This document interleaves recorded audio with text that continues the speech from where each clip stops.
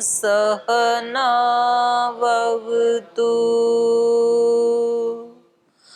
सहनौ भुनक्तु सह वीर्यं करवावहै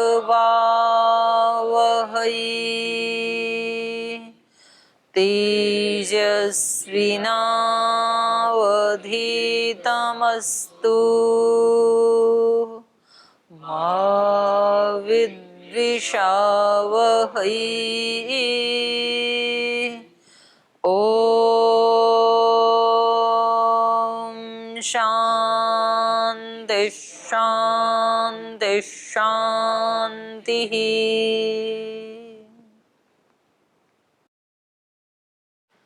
प्रकृति के कार्य के विस्तार का वर्णन चल रहा है, कैसे कैसे प्रकृति का कार्य रूप में विस्तार हुआ। तो इंद्रियों की उत्पत्ति पढ़ रहे थे कल। तद उत्पत्ति श्रुते विनाश दर्शनाच, अहंकार से ही इंद्रियों की उत्पत्ति सुनी जाती है।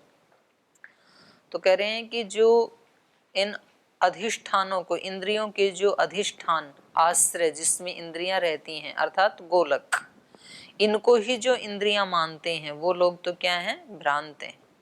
अतीन्द्रियम इंद्रियम, इंद्रियां क्या हैं, अतीन्द्रिय। अतीन्द्रिय मतलब ये गोलक हैं, इनसे सूक्ष्म हैं, अतीत हैं। अतीन्द्रियम इंद्रियम भ्रांता नाम अधिष्ठाने, लेकिन जो भ्रांत लोग हैं वो तो गोलक में ही इंद्रियों की उपस्थिति मानते हैं, उनकी प्रतीति मानते हैं। इंद्रिय अतीन्द्रिय है, किसी भी इंद्रिय का स्वयं या अन्य किसी इंद्रिय के द्वारा ग्रहण नहीं होता, इसलिए प्रत्येक इंद्रिय अतीन्द्रिय है। अच्छा, इस रूप में अतीन्द्रिय कहा इन्होंने कि कोई भी इंद्रिय किसी दूसरी इंद्रिय से गृहीत नहीं होती है। जैसे चक्षु इंद्रिय है, वो नाक से या कान से या त्वक से गृहीत नहीं होगी, जो गोलक के अंदर चक्षु इंद्रिय है। ऐसे ही जो श्रवण इंद्रिय है वो किसी भी अन्य इंद्रिय से गृहीत नहीं हो सकती है, इसलिए कहा इंद्रियम अतीन्द्रियम, इंद्रियां अतीन्द्रिय हैं। इंद्रिय का स्वयं या अन्य किसी इंद्रिय के द्वारा ग्रहण नहीं होता। आंख से भी आंख का ग्रहण नहीं होता, अन्य किन्हीं चार इंद्रियों से भी आंख का ग्रहण नहीं होता है। श्रोत्र से भी श्रोत्र का ग्रहण नहीं होता, अन्य चार से भी श्रोत्र का ग्रहण नहीं होता है। तो इससे ये पता लगा कि ये सूक्ष्म है, क्योंकि जो इंद्रिय ग्राह्य है वो तो स्थूल होता है और जो इंद्रिय ग्राह्य नहीं है तो सूक्ष्म है। इसलिए प्रत्येक इंद्रिय अतीन्द्रिय है। इंद्रियों के अधिष्ठान गोलकों में इंद्रिय प्रतीति ये भ्रांत व्यक्तियों को होती है। अभिप्राय यह है कि गोलकों को इंद्रिय समझकर यह कहना कि इंद्रियों का इंद्रियांतर से ग्रहण हो जाता है, तो ये सर्वथा भ्रांति है। गोलक तो इंद्रियों के रहने के स्थान मात्र हैं, आश्रय स्थान है, स्वयं इंद्रिय नहीं है। इसलिए इंद्रियों का अतीन्द्रिय होना ही सिद्ध होता है। सांख्य में 11 इंद्रियां स्वीकार की गई हैं, तो शिष्य आशंका करते हैं कि फिर एक ही इंद्रिय मान लो। एक ही इंद्रिय मानने पर शक्ति भेद से उसी इंद्रिय के द्वारा समस्त विषयों का ग्रहण हो सकेगा। मतलब इतनी इंद्रियां मानना तो व्यर्थ है। फिर जब वो इंद्रिय ग्राह्य नहीं है तो किसको पता कि अनेक हैं कि एक ही है। एक ही शक्ति मान लेते हैं, और वो एक ही शक्ति आंख में जब आती है तो देखने का काम करती है, कान में जाती है तो सुनने का काम करती है, इधर नासिका के गोलक में वो शक्ति आती है तो सूंघने का करती है। तो एक ही मान लो, अलग अलग मानने की क्या जरूरत, जब सूक्ष्म ही है, स्थूल तो है नहीं। तो सूक्ष्म शक्ति है तो सूक्ष्म तो एक ही शक्ति मान लो। एक बिजली से बाहर सारी चीजें काम करती है ना, हीटर भी, कूलर भी, लाइट भी, पंखा भी, माइक भी, सब काम करते हैं, बिजली एक ही है, तो ऐसे मान लो एक ही। तो कह रहे हैं शक्ति भेदेपि भेद सिद्धौ नैकत्वम। शक्ति भेद होने पर भी, गोलक और शक्ति का भेद होने पर भी, भेद सिद्धौ भेद के सिद्ध हो जाने पर भी, एकत्वम न, इनका एक होना नहीं हो सकता है। इंद्रिय एक मानकर यदि उसकी शक्तियां भिन्न भिन्न शक्तियों के द्वारा विभिन्न विषयों का ग्रहण स्वीकार किया जाता है तो जितने विषय हैं उनके अनुसार उस इंद्रिय के शक्ति भेद मानने होंगे। जितने विषय उतने ही फिर उसके भेद भी मानने पड़ेंगे, क्योंकि हमने माना कि इंद्रिय एक ही है और विषयों के अनुसार उसी इंद्रिय का विभाजन हो जाता है। तो कह रहे हैं फिर जितने विषय उतने ही उसके विभाजन होने लगेंगे। अभी तो 11 विभाजन कर दिए इंद्रियों के, 10 विभाजन कर दिए बाहर एक अंदर। और यदि विषय के अनुसार विभाजन करेंगे तो एक चक्षु इंद्रिय के ही कितने विषय हैं। चक्षु से क्या क्या दिखता है, फूल भी दिखता है, वृक्ष भी दिखता है, पुस्तक भी दिखती है, पहाड़ भी, सूरज भी, चांद भी, अनेक अनेक विषय दिखते हैं ना। तो एक चक्षु इंद्रिय के ही अगर इसको अलग इंद्रिय नहीं मानेंगे तो इसके ही कितने सारे विषय हो जाएंगे, बहुत सारे हो जाएंगे, अनंत हो जाएंगे। जितने विषय उनके अनुसार उस इंद्रिय की शक्ति के भेद मानने होंगे। फिर इसी रूप में इंद्रियों का भेद सिद्ध हो गया। उनका इंद्रिय नाम न रख करके फिर तो शक्ति भेद कह दिया गया। तो इस प्रकार विषय ग्रहण करने के लिए शक्ति भेद मानने पर भी साधन की अनेकता तो सिद्ध हो ही जाती है। तो भी माना तो यही जाएगा कि साधन अनेक हैं, तो भी एक तो रहा नहीं। तो तब तो इंद्रियों का एक कहना संभव नहीं हो सकता, क्योंकि विषय अनेक हो गए तो भी एक तो रहा नहीं ना। तो अनेक ही हो गए तो फिर भी हम एक तो नहीं कह पाएंगे, असंभव हो जाएगा एक कहना। तो समस्त विषयों का इन्हीं इंद्रियों से ग्रहण हो जाने के कारण अधिक की कल्पना करना भी अप्रामाणिक है। तो जब 10 से ही हमारा सारा काम चल रहा है तो फिर उससे ज्यादा भेद माने हम, कल्पना करें, उसकी क्या जरूरत है। तो इसलिए ये निश्चित होता है कि इंद्रियां 11 हैं, 10 बाह्य 1 आंतर। इस अर्थ को दूसरे उससे कह रहे हैं दूसरे प्रकार से, न कल्पना विरोधः प्रमाण दृष्टस्य, प्रमाण दृष्टस्य न कल्पना विरोधः। प्रमाण से जो सिद्ध है तो कल्पना करके उसका विरोध नहीं किया जाता। जो वस्तु प्रमाण के द्वारा निश्चित है तो केवल कल्पना के आधार पर उसका विरोध नहीं किया जा सकता। ग्राह्य विषय का वर्गीकरण शरीर रचना और क्रियाओं के आधार पर 11 इंद्रियां निश्चित की गई हैं। तो केवल कल्पना के आधार पर इनको एक मानना या अनेक मानना, अनंत मानना, ये सर्वथा अप्रामाणिक है। बाह्य इंद्रियों का प्रतिपादन करके अब आंतरिक इंद्रिय मन के बारे में कह रहे हैं। उभयात्मकम मनः, मन दोनों है, ज्ञानेंद्रिय भी है और कर्मेंद्रिय भी है। तो ये ज्ञान भी अर्जित करता है, काम भी करता है, दोनों के साथ जुड़ा रहता है ना। इसके बिना तो ना कर्मेंद्रिय कुछ कर्म कर पाएंगी, ना तो ज्ञानेंद्रिय कुछ ज्ञान कर पाएंगी।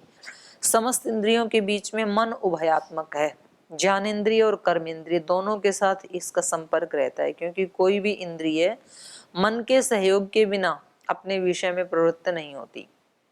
प्रत्येक इंद्रिय से आलोचित वस्तु ये ऐसी है, ये ऐसी है, तो इस रूप में मन के द्वारा संकल्पित होती है, अच्छी या बुरी। इस प्रकार मन का प्रत्येक इंद्रिय के साथ संपर्क रहने से उभयात्मक कहा जाता है। विषय के साथ सीधा संबंध होना ही इंद्रिय की विशेषता है। बाह्य विषय के साथ सीधा संबंध चक्षु आदि का होता है, इसलिए ये बाह्य इंद्रियां हैं। साधारण रूप में ज्ञान आदि के लिए बाह्य साधन की दृष्टि से इनको बाह्य करण भी कहा जाता है, लेकिन मन, अहंकार और बुद्धि का साधारण अर्थ ग्रहण में कभी भी बाह्य विषय के साथ सीधा संपर्क नहीं रहता, इसलिए इन तीनों को अंतःकरण कहा जाता है। यहाँ पर इन्होंने चित्त के बारे में नहीं कहा कुछ भी, 3 भाग किए, मन, बुद्धि, अहंकार। स्मृति आदि स्थलों में मन का आंतर विषय के साथ सीधा संपर्क रहने से मन को आंतर इंद्रिय माना गया है। करण और इंद्रिय दोनों अवस्थाओं में मन कार्य करता है, करण भी है, साधन भी है और इंद्रिय भी है।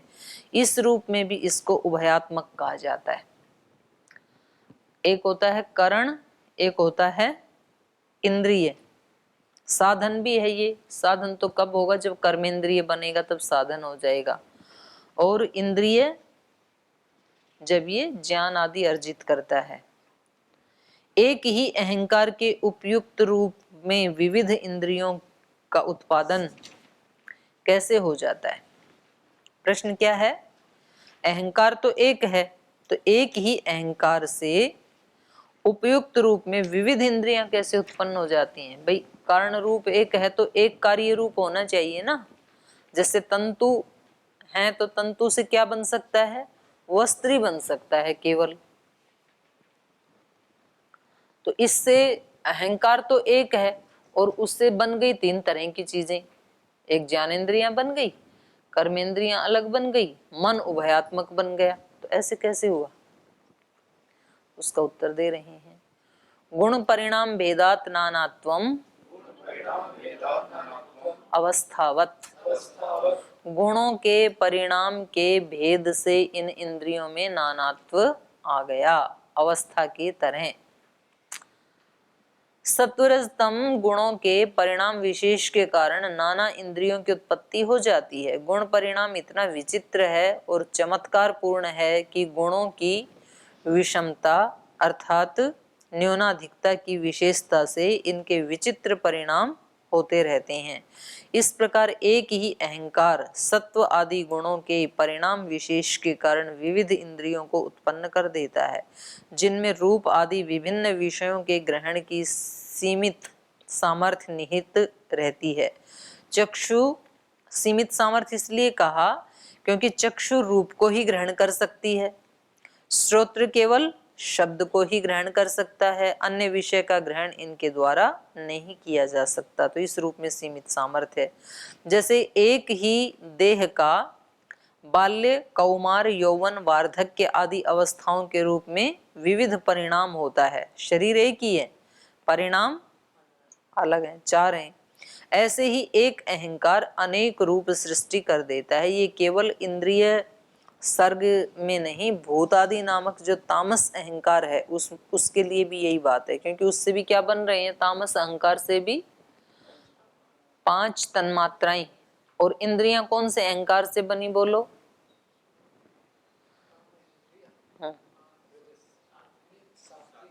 सात्विक अहंकार से बनी। और सात्विक अहंकार को क्या कहा जाता है?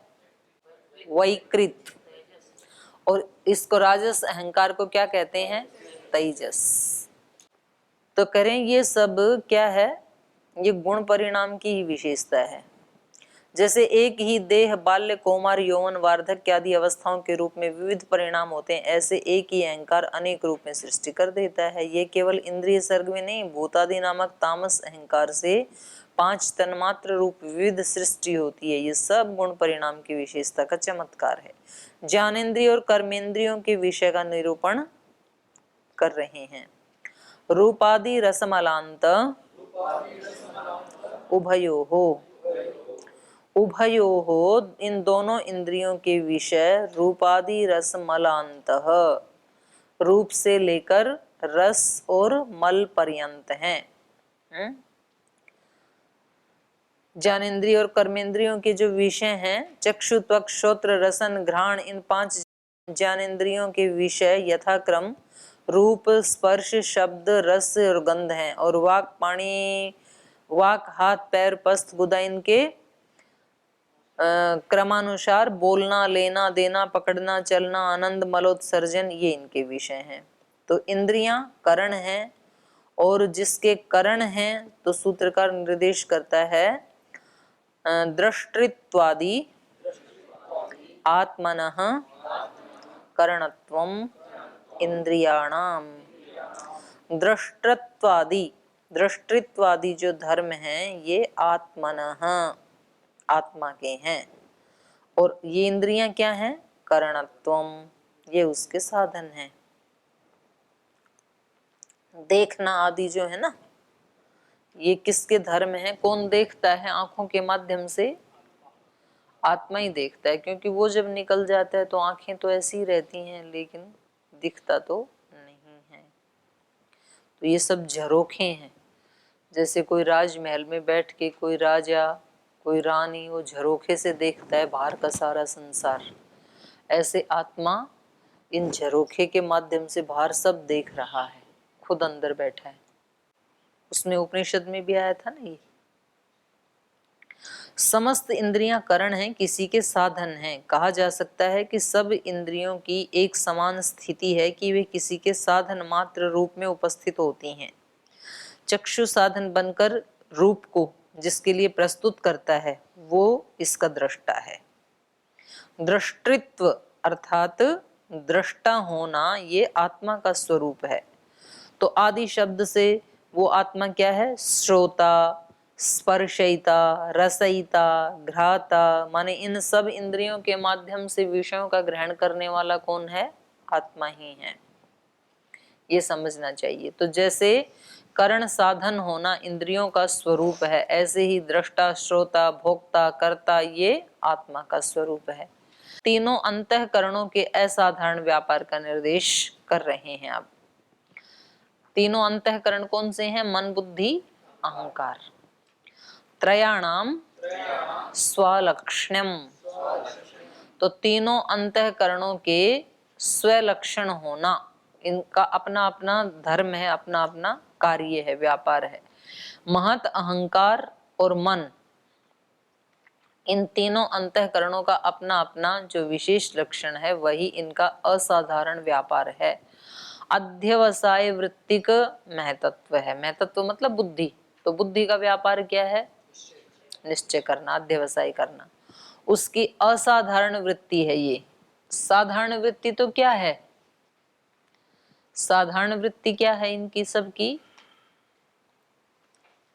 इंद्रियत्व, इंद्रियां है ना, अंतःकरण है ना, करण है, करणत्व ये कह सकते हैं, इंद्रियत्व या करणत्व, ये तो हो गई साधारण वृत्ति। और अध्यवसाय ये क्या हो गई? असाधारण। असाधारण मतलब अध्यवसाय बुद्धि के अलावा और कोई नहीं कर सकता है, ये उसकी विशेष हो गई। असाधारण तो उसी को ही कहते हैं ना। एक तो भाई साधारण स्टूडेंट तो सब हैं, और एक किसी ने विशेष अंक प्राप्त किए तो कहेंगे कि ये कैसा है? असाधारण, जो दूसरों से भिन्न है। तो ये अध्यवसाय करना ये दूसरी इंद्रियों से अलग विषय है। अध्यवसाय और कोई भी नहीं कर सकता, केवल बुद्धि ही कर सकती है। इसी प्रकार अभिमान अहंकार का तथा संकल्प मन का। अहंकार का विषय क्या है? अहंकार का असाधारण धर्म क्या है?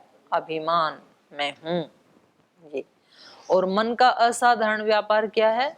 संकल्प। मन के अलावा संकल्प और कोई नहीं कर सकता। जब मन सो जाता है तो कोई संकल्प नहीं रहता है, निसंकल्प हो जाता है ये। समस्त करणों की असाधारण वृत्ति का उल्लेख करके अब सूत्रकार उनकी साधारण वृत्ति का निर्देश कर रहे हैं। साधारण वृत्ति क्या है? सामान्या करण वृत्ति ही प्राणाद्या वायवः पंच। कह रहे हैं सामान्य रूप से इनकी वृत्ति क्या है? करण वृत्ति।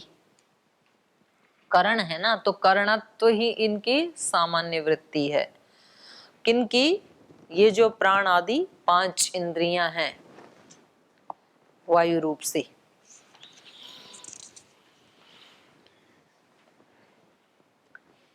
प्राण, अपान, व्यान, समान, उदान, ये पांचों प्राण जो वायु रूप हैं सब करणों की साधारण वृत्ति हैं। पांचों प्राण समस्त करणों का साधारण व्यापार हैं। करण 13 हैं, 11 इंद्रियां और अहंकार और बुद्धि, ये 2 रूप मिला करके फिर क्या बन गए? 13। 48वें सूत्र में इनका प्रतिपादन किया गया है। इन सब का अस्तित्व प्राणों का प्रयोजक होने से प्राण इन सब का व्यापार माना गया है। यदि 2 एक करण या अधिक का भी अस्तित्व न रहे तो कुछ करणों के अस्तित्व में भी प्राण व्यापार बराबर चलता रहता है। जैसे मान लो आंख काम नहीं कर रही तो भी नाक कान तो करते ही रहेंगे ना। तो एक आधे में प्राण का व्यापार ना भी चले तो शेष में कुछ में तो चलता रहता है। सांख्य सप्तति की 29वीं आर्या, आर्या मतलब कारिका, जो सांख्यकारी का है। जहां इस अर्थ का प्रतिपादन किया है, वाचस्पति मिश्र ने उसकी व्याख्या करते हुए पांचों प्राणों को तीन अंतःकरण का ही सामान्य व्यापार बताया है, बाह्य इंद्रियों का नहीं। उसी का अनुकरण करते हुए इस सूत्र के भाष्य में विज्ञान भिक्षु ने भी प्राण आदि के तीन अंतःकरणों की सामान्य वृत्ति माना है। उक्त आर्य की सांख्य तत्व कौमुदी पर टिप्पणी करते हुए बलराम उदासीन ने लिखा है कि सुषुप्ति में चक्षु आदि बाह्य इंद्रियों का उपसंहार होने पर भी प्राण बराबर देखा जाता है। प्राण तो चल ही रहा होता है ना, प्राण तो बंद नहीं होता है तब भी। इसलिए प्राण आदि को बाह्य इंद्रियों का व्यापार न मान करके अंतःकरण का ही व्यापार मानना ठीक है। पर सुषुप्ति में तो बाह्य इंद्रियों के समान अंतःकरण का भी उपसंहार हो जाता है, तब मन भी काम नहीं करता है। तथा उन्मत्त या मूढ़ अवस्था में अंतःकरण भी विकृत हो जाता है, पर उस अवस्था में भी प्राण का व्यापार तो बराबर बना रहता है। तो वस्तुतः सुषुप्ति आदि में प्रत्येक करण का अस्तित्व बना रहता है। करण का मतलब यहाँ पर प्राण, केवल उसके असाधारण व्यापार का अवरोध हो जाता है। जो प्राण रूप व्यापार है वो तो चलता रहता है, पर जो उसका असाधारण व्यापार है, जैसे बुद्धि का अध्यवसाय, मन का संकल्प करना, तो वो बंद हो जाता है। जीवन अनुकूल प्राण वृत्ति तो जो समस्त करणों की असाधारण वृत्ति है वो तो बनी रहती है। असाधारण वृत्ति तो अंध बधिर आदि अवस्था में भी चक्षु श्रोत्र आदि इंद्रियां बराबर बनी रहती हैं। तो होता क्या है फिर वहां पे, कहीं तो गोलक में कोई फाल्ट आता है, सूक्ष्म इंद्रियां तो वहां बनी हुई हैं, तो चक्षु श्रोत्र आदि इंद्रियां बराबर बनी रहती हैं, केवल उनके बाह्य गोलक नष्ट हो जाते हैं फलस्वरूप। लेकिन कभी तो ऐसे भी देखा जाता है ना कि गोलक बिल्कुल ठीक है, ठीक नहीं है, उसकी कोई ना कोई तार हिल गई, डिस्कनेक्ट हो गया। हाँ, बाहर से देखने में कभी ऐसे लगता है ना, फ्यूज बल्ब भी अच्छे बल्ब जैसे बाहर से तो दिखाई देता है, लेकिन अंदर जो वो एलिमेंट थे वो हिल गए, टूट गए, तो फिर नहीं जलता है वो। तो बाहर से तो लगता है कि आंख तो बिल्कुल ठीक है, लेकिन उसका सूक्ष्म इंद्रिय के साथ कनेक्शन नहीं है, तो फॉल्ट कहीं ना कहीं इसी में है। सूक्ष्म इंद्रिय तो रहती, वही तो ये कह रहे हैं। हाँ, तो वो यही तो बता रहे हैं ये कि उनका व्यापार तो बराबर रहता है, उनका नाश नहीं होता है। स्थूल, वही तो बता रहे हैं। कह रहे हैं उन्मत्त और मूढ़ अवस्था में अंतःकरण भी विकृत हो जाता है, पर उस अवस्था में भी प्राण चलता रहता है। सुषुप्ति में भी अस्तित्व बना रहता है, केवल असाधारण व्यापार नहीं होता है। जीवन अनुकूल प्राण वृत्ति तो समस्त करणों की असाधारण वृत्ति है, तो वो तो चलती रहती है। तो अंधे बहरे आदि जो हैं, तो अंध बधिर आदि अवस्था में भी चक्षु श्रोत्र आदि इंद्रियां तो बराबर बनी रहती हैं, केवल उनके बाह्य गोलक नष्ट हो जाते हैं। बाह्य गोलक में आता है कोई फॉल्ट, फलस्वरूप उनका असाधारण व्यापार नहीं रहता है। इसलिए उस अवस्था में भी प्राण व्यापार के बराबर बने रहने में कोई आपत्ति नहीं है। तो इस आधार पर वेदांत की भामती में, टीका का नाम है ये, भामती में वाचस्पति मिश्र ने प्राण आदि को सांख्य सिद्धांत के समस्त करणों का असाधारण व्यापार मानकर उसके प्रत्याख्यान का यत्न किया है, तथा योग सूत्र की तत्व वैशारदी, ये भी टीका है, उसमें समस्त इंद्रिय वृत्ति प्राणादि लक्षणा जीवन, इस व्यास भाष्य की व्याख्या करते हुए प्राण आदि को समस्त करणों का व्यापार लिखा है। फलतः सांख्य सप्तति की 29वीं आर्या पर वाचस्पति मिश्र का लेख चिंत्य है। वस्तुतः 29वीं आर्या के सईशा भवति सामान्य, इन पदों का संबंध मिश्र जी ने उसी आर्या के प्रथम चरण के साथ समझा, जबकि उसका संबंध तो ये वहां का कुछ बता रहे हैं। आगे कह रहे हैं अब इंद्रिय वृत्तियों की कुछ विशेषता का निरूपण किया जा रहा है। इंद्रियों की एक हो गई साधारण वृत्ति, तो वो हो गई प्राणाद्या वायव पंच, प्राणापान ये हो गई, और असाधारण वृत्ति इनका एक एक व्यापार, बुद्धि का अध्यवसाय, मन का संकल्प, चक्षु का रूप ग्रहण करना, ऐसे ये इनकी असाधारण वृत्ति है। अब इंद्रिय वृत्तियों की कुछ विशेषताओं का निरूपण किया जाता है। क्या इंद्रिय वृत्ति सदा क्रमशः होती है या कभी युगपत भी हो जाती है? जैसे मैंने फूल को देखा तो फूल भी दिखा, साथ में गंध भी आई।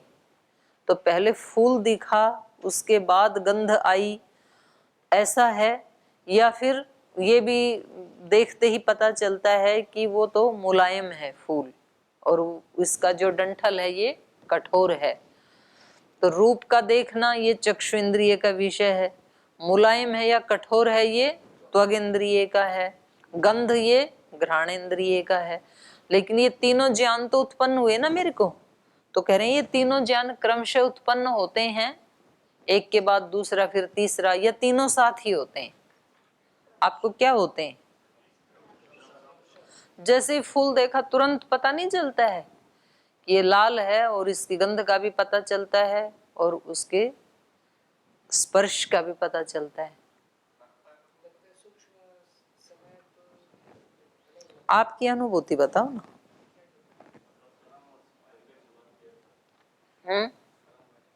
क्रम वाइज तीनों साथ नहीं होते? मेरे को तो साथ ही होते हैं। अच्छा, ऐसे लगता है। इंद्रिय वृत्ति क्रमशः होती है। किसी वस्तु के सन्मुख होने पर चक्षु से उसका आलोचन मात्र होता है, उसके बाद मन उसके विषय में संकल्प करता है कि ये क्या वस्तु है, फिर अहंकार अपने साथ उसके संबंध की भावना करता है और अंत में बुद्धि उसका निश्चय करती है। जैसे झुरपुटे में कोई वस्तु दिखी तो ये चक्षु का व्यापार है, दिखना। झुरपुट आप समझते हो, थोड़े अंधेरा सा हो गया था और कुछ झाड़ियां थी, उसके पीछे कुछ दिखा। हा? चलो आप झुरमुट कर लो, इन्होंने झुरपुट कर दिया होगा जो भी। तो ये कह रहे हैं जैसे झुटपुटे में कोई वस्तु दिखी, ये चक्षु का व्यापार है। उसके अनंतर ये संकल्प हुआ कि ये चोर है या कुछ और है, तो ये संकल्प मन का व्यापार है। पुनः उसके साथ अपने संबंध की भावना होती है कि ये तो मेरी ओर ही आ रहा है या मेरी किसी वस्तु को उठा रहा है, तो ये अहंकार का व्यापार है, मेरापन जुड़ गया ना। और अंत में ये निर्णय होता है कि यहां से हट जाना चाहिए, तो ये निश्चय किसने लिया? बुद्धि ने। ये तो चोर ही है, इसे पकड़ लेना चाहिए, ये व्यापार किसका है? बुद्धि का। तो इस प्रकार किसी भी विषय में इंद्रियों का व्यापार क्रमशः होता है। यद्यपि इस क्रम के निर्देश में अहंकार और बुद्धि ये इंद्रिय नहीं है, और सूत्र में इंद्रिय वृत्ति की ही क्रमिकता या अक्रमिकता का उल्लेख है। तथापि एकादश इंद्रियों के बृहत समुदाय के साथ अहंकार और बुद्धि का भी समावेश कर लिया जाता है।